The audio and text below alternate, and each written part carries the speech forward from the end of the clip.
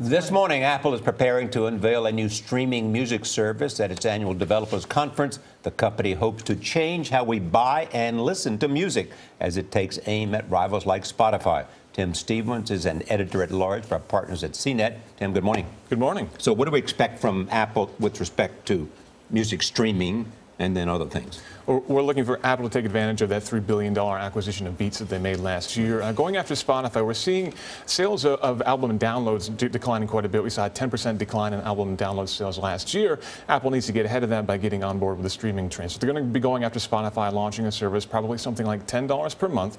We'll be able to go online, pick any album that you want to, listen to the album in its entirety, and even download it offline. You won't be buying these albums, you'll just be paying a monthly fee to access them. About $10, you think? Probably about $10 a month, yeah. Which is one of the keys here, because Spotify still has that free service, right? And Apple is not going to have any free service, it's expected. Right. There may be a free trial, 2 or 3 months to try it out, that kind of thing, but probably not a free service. Instead, they'll probably be focusing more on their iTunes radio service, which is free, but for that service, you don't get to pick the albums. You're basically listening to curated playlists and that kind of thing. Do you think they'll give Spotify a run for their money?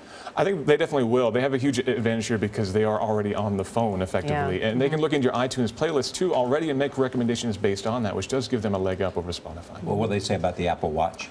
We'll probably see some developer updates for the Apple Watch, probably nothing major. We'll see some new apps, that kind of thing. But down the road, we should be seeing better performing Apple Watch applications and more functionality for the Apple Watch as well. And some of the seeds for that will be set today. But no major changes for the Apple Watch. What about Apple TV?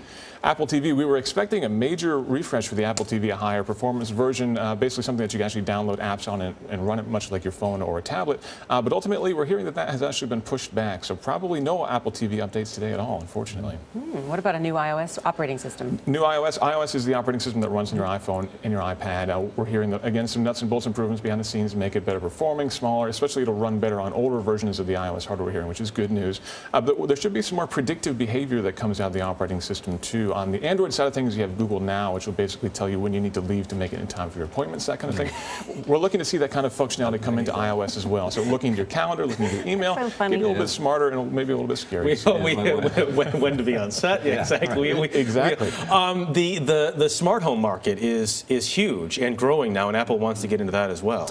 Apple has been making a lot of big strides in that area. They have a service called HOMEKIT, which is basically attempting to tie all these disparate smart home devices together into one system, effectively. There are a few HOMEKIT devices out there right now, mostly smart light bulbs and that kind of thing. But we do expect to see a lot more demonstrations about that today, and basically more things that will help to make your home a whole ecosystem rather than just a bunch of disparate switches and that kind of thing. Can you imagine if we could turn on and off lights in the studio here with our... I know. Or turn up the heat. You can? Yeah. Just talk to Siri. Just ask Siri. She'll do it for you. Thanks, Tim. You're welcome.